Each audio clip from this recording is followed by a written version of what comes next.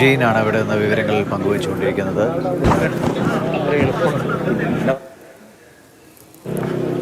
ദിവേഷ്, നമുക്ക് നേരത്തെ വിവരങ്ങൾ നൽകിയിരുന്ന സത്യൻ കൂടി നമ്മളോടൊപ്പം ചേരുന്നുണ്ട്. എന്താണ് നമ്മൾ കാണുന്നത്, എന്താണ് അതിൻ്റെ അകത്ത്?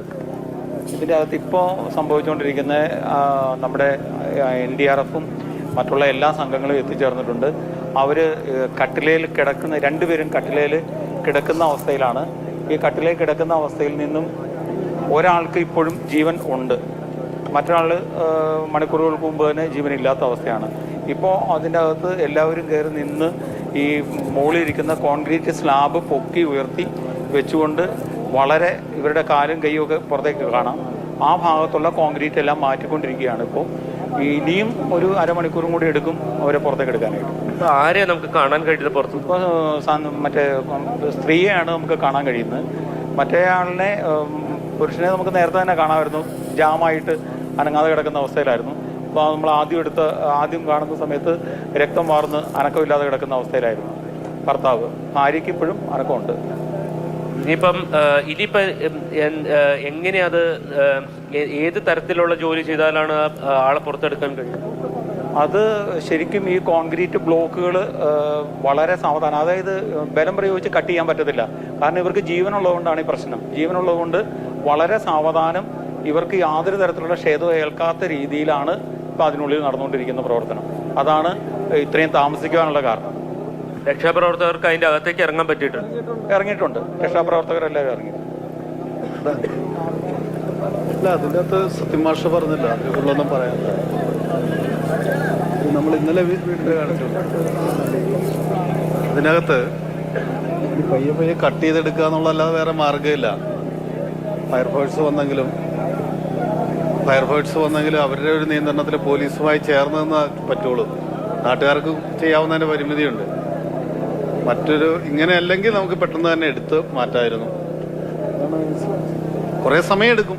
എല്ലാം ഇപ്പോൾ ഒരു 2 ബീം കട്ട് ചെയ്തേ ഉള്ളൂ. ഇനി അതിൻ്റെ പീസാക്കി മാറ്റണം. അതിൻ്റെ ഉള്ളിലിരുന്ന ആളുകൾ ഇറങ്ങിയിട്ടുണ്ട്, അടുത്ത ബാച്ച് കയറിയിട്ടുണ്ട്.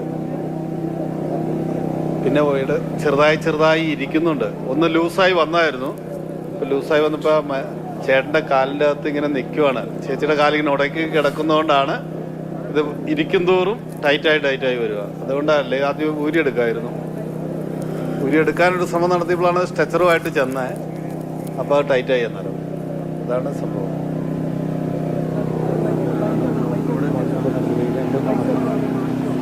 ഹലോ ജെയിൻ, തുടരാൻ ജെയിൻ. എന്താണ് പരിശോധന നടത്തിയിട്ടുള്ളത്? എന്താണ് മുമ്പ് പറഞ്ഞ പോലെ തന്നെ ലേഡിക്ക് പൾസൊക്കെ ഉണ്ട്, വർത്തമാനം പറയുന്നുണ്ട്. ഓക്സിജൻ വേണോ എന്ന് ചോദിച്ചപ്പോൾ വേണ്ടെന്ന് പറഞ്ഞു. ഓക്സിജൻ നൽകേണ്ട ഒരു സാഹചര്യമില്ല. ഈ കോൺക്രീറ്റ് പാളി പൂർണ്ണമായിട്ട് മാറ്റാൻ സാധിച്ചിട്ടുണ്ടോ? ഓൾമോസ്റ്റ് ഒരു കാലം കൂടെ ഒന്ന് എടുത്താണ്. സംസാരിക്കുന്നുണ്ട്. രണ്ടുപേരുമില്ല. ഇല്ല സംസാരിക്കുന്നു. ഇല്ല അത് ഇവരെ മാറ്റി കഴിഞ്ഞിട്ട് ബാക്കി മാറ്റാൻ പറ്റും.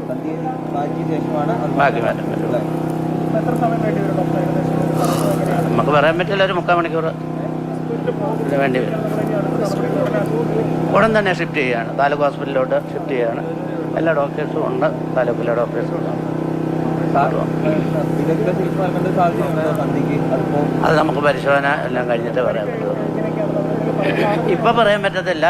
എനിവേ അരയ്ക്ക് കീഴ്പോട്ടുള്ള ഇതേ ഉള്ളൂ. അതങ്ങനെയാണ് കിടക്കുന്നത്. ചെസ്റ്റൊക്കെ ഫ്രീ ആയതുകൊണ്ട് ശ്വാസമൊക്കെ എടുക്കുന്നു. ഏതാ ബിജുവിനെ ഒന്നും പറയാൻ പറ്റില്ല. പൾസില്ലായിരുന്നു. അത് കാണാൻ പറ്റുന്നില്ല. ശരി.